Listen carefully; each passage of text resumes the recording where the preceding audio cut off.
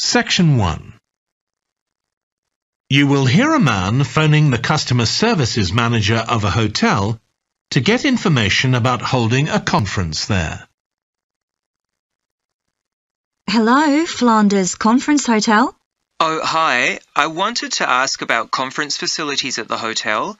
Have I come through to the right person? You have. I'm the customer services manager. My name's Angela. So, how can I help you? Well, I'm calling from Barrett and Stansons. We're a medical company based in Perth. Oh, yes? And we're organising a conference for our clients to be held in Sydney. It'll be held over 2 days, and we're expecting about 50 or 60 people. When were you thinking of having it? Sometime early next year, like the end of January. It'd have to be a weekend. Let me see. Our conference facilities are already booked for the weekend beginning January the 28th. We could do the first weekend in February. How about January the 21st? I'm afraid that's booked too. Well, let's go for the February date then.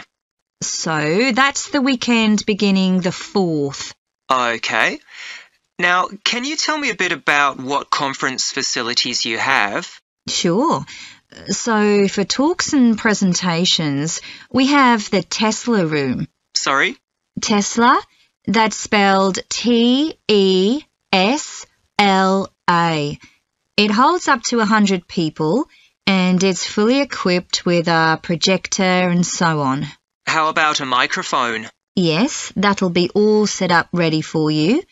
And there'll be one that members of the audience can use too, for questions if necessary. Fine.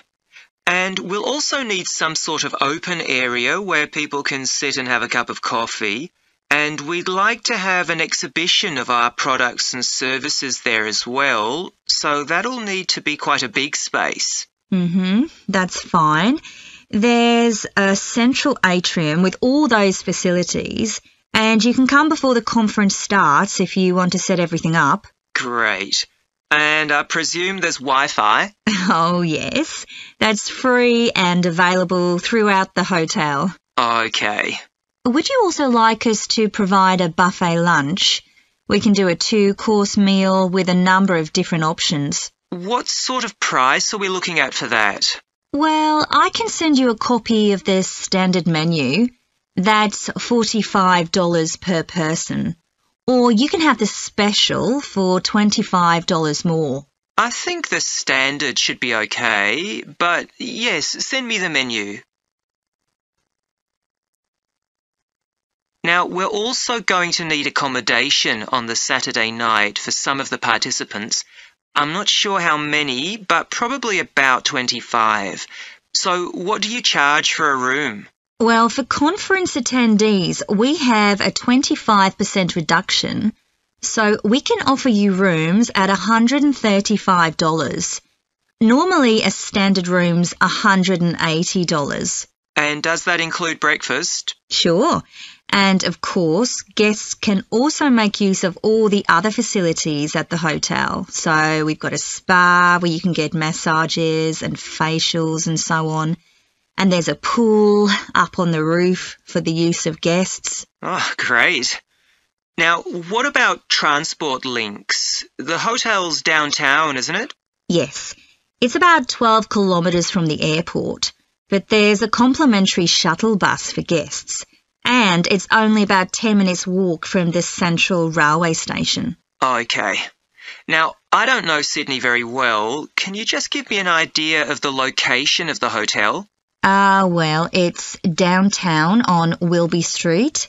That's quite a small street, and it's not very far from the sea. And, of course, if the conference attendees want to go out on the Saturday evening, there's a huge choice of places to eat. Then, if they want to make a night of it, they can go on to one of the clubs in the area. There are a great many to choose from. Okay. So, if we go ahead with this, can you give me some information about how much we're looking at?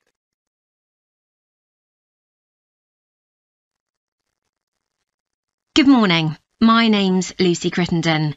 and I'm the Director of Operations for an organisation that arranges volunteering in this part of the country. I'm hoping I can persuade one or two of you to become volunteers yourselves. Let me start by briefly explaining what we mean by volunteering. Volunteers are teenagers and adults who choose to spend some time unpaid helping other people in some way. Most volunteers devote 2 or 3 hours to this every week, while a few do much more. The people they help may have physical or behavioural difficulties, for example. Volunteers can do all sorts of things, depending on their own abilities and interests. If they're supporting a family that's struggling, for example, they may be able to give them tips on cooking, or recommend how to plan their budget, or how to shop sensibly on their income. They might even do some painting or wallpapering, perhaps alongside any members of the family who are able to do it. Or even do some babysitting, so that parents can go out for a while. The benefit from volunteering isn't only for the people being helped.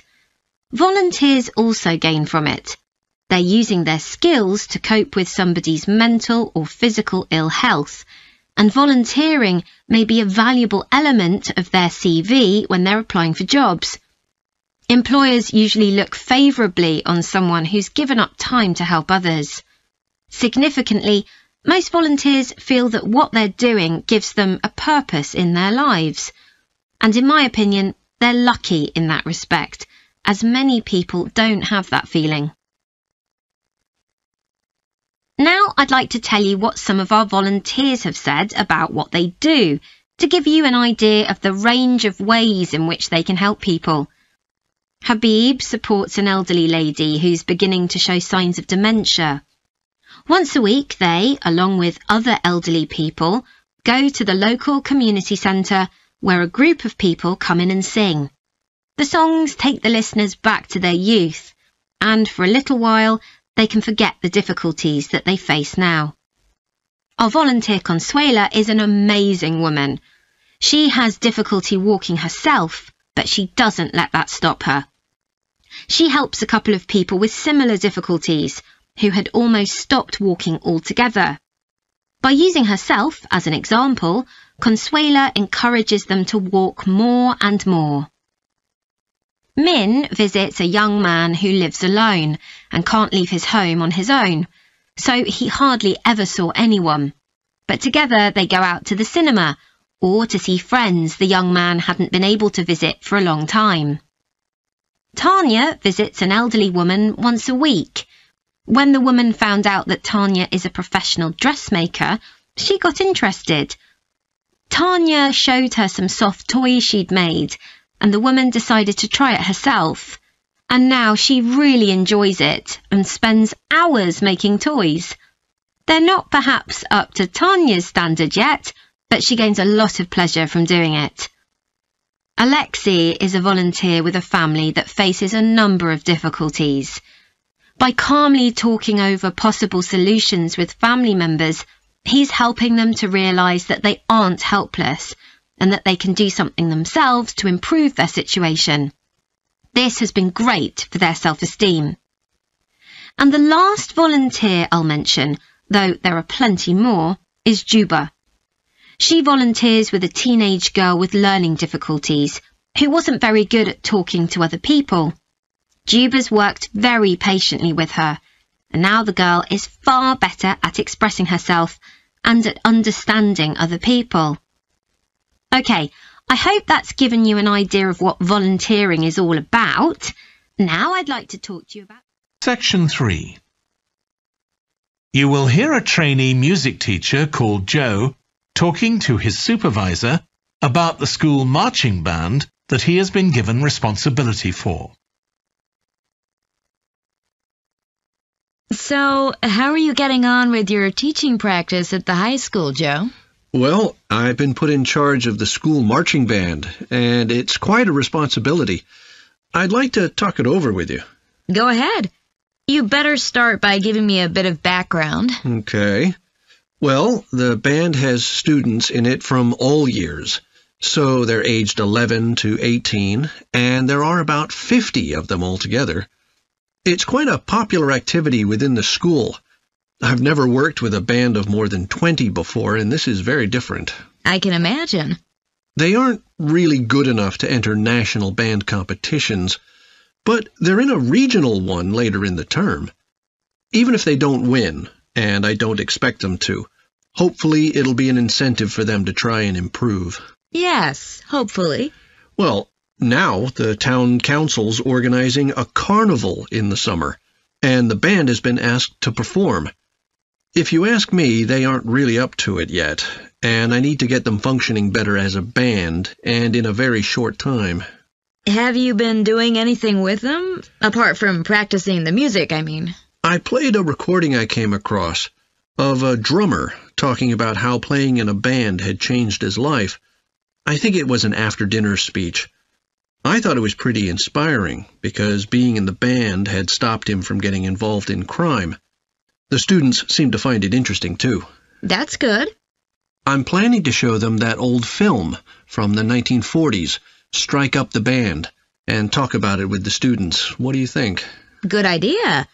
As it's about a school band, it might make the students realize how much they can achieve if they work together. That's what I've got in mind. I'm hoping I can take some of the band to a parade that's going to take place next month. A couple of marching bands will be performing, and the atmosphere should be quite exciting. It depends on whether I can persuade the school to hire a coach or two to take us there. They sound like good ideas to me. Thanks. Can I tell you about a few people in the band who I'm finding it quite difficult to cope with? I'm sure you'll have some ideas about what I can do. Go ahead. There's a flautist who says she loves playing in the band. We rehearse twice a week after school, but she's hardly ever there. Then she looks for me the next day and gives me a very plausible reason. She says she had to help her mother, or she's been ill, but to be honest, I don't believe her. Oh dear. Any more students with difficulties? Plenty. There's a trumpeter who thinks she's the best musician in the band, though she certainly isn't. She's always saying what she thinks other people should do, which makes my job pretty difficult. She sounds a bit of a nightmare. You can say that again. One of the trombonists has got an impressive sense of rhythm and could be an excellent musician, except that he has breathing difficulties, and he doesn't really have enough breath for the trombone. He'd be much better off playing percussion, for instance, but he refuses to give up, so he ends up only playing half the notes. I suppose you have to admire his determination. Maybe. One of the percussionists isn't too bad, but he never seems to interact with other people, and he always rushes off as soon as the rehearsal ends. I don't know if there are family reasons or what, but it isn't good in a band, where people really need to feel they're part of a group. There are others, too, but at least that gives you an idea of what I'm up against. Do you have any thoughts about what I can do, Lizzie? Section 4. You will hear a British University lecturer in music talking about concerts in an arts festival. As you all know, the university is planning an arts festival for later this year, and here in the music department we've planned 3 concerts. These will be public performances, and the programme has just been finalised. The theme of the festival is links between the UK and Australia, and this is reflected in the music. Each concert will feature both British and Australian composers. I'll tell you briefly about the Australian music, as you probably won't be familiar with that. The first concert will include music by Liza Lim, who was born in Perth, Western Australia, in 1966. As a child, Lim originally learned to play the piano, like so many children, and also the violin. But when she was 11, her teachers encouraged her to start composing. She found this was her real strength, and she studied and later taught composition, both in Australia and in other countries. As a composer, she has received commissions from numerous orchestras, other performers, and festivals in several countries. Liza Lim's compositions are vibrant and full of energy, and she often explores Asian and Australian Aboriginal cultural sources, including the native instrument, the didgeridoo. This is featured in a work called The Compass. Her music is very expressive, so although it is complex, it has the power of connecting with audiences and performers alike. In the festival, we're going to give a semi-staged performance of the Oresteia.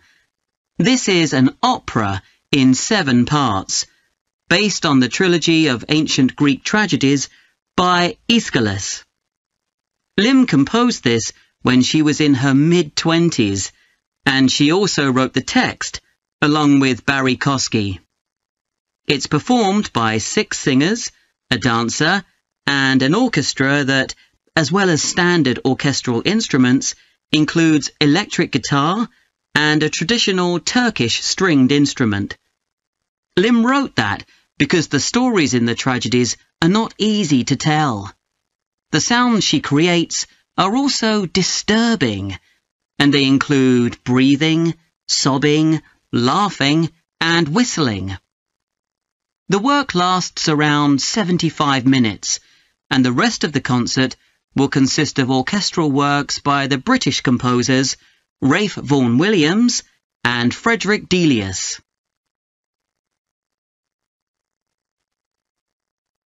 Moving on now to our second concert. This will begin with instrumental music by British composers Benjamin Britten and Judith Weir. After the interval, we'll go to Australia for a piece by Ross Edwards, The Tower of Remoteness. According to Edwards, the inspiration for this piece came from nature, when he was sitting alone in the dry bed of a creek, overshadowed by the leaves of palm trees, listening to the birds and insects. The Tower of Remoteness is scored for piano and clarinet. Edwards says he realized years after writing the piece that he had subconsciously modelled its opening phrase on a bird call. Ross Edwards was born in 1943 in Sydney, Australia, and studied at the Sydney Conservatorium of Music and the Universities of Adelaide and Sydney. He's well known in Australia, and in fact, he's one of the country's most performed composers. He's written a wide range of music, from symphonies and concertos to some composed specifically for children. Edwards's music has been described as being deeply connected to Australia, and it can be regarded as a celebration of the diversity of cultures that Australia can be proud of. The last of the 3 Australian composers to be represented in our festival is Carl Vine. Born in 1954, Vine, like Liza Lim, comes from Perth, Western Australia. He took up the cornet at the age of 5, switching to the piano 5 years later. However, he went to university to study physics before changing to composition. After graduating, he moved to Sydney and worked as a freelance pianist and composer. Before long, he had become prominent in Australia as a composer for dance, and in fact has written 25 scores of that type. In our third concert, Vine will be represented by his music for the flag handover ceremony of the Olympics held in 1996. This 7-minute orchestral piece was of course heard by millions of people worldwide, and we'll hear it alongside works written by British composers Edward Elgar and, more recently, Thomas Adès.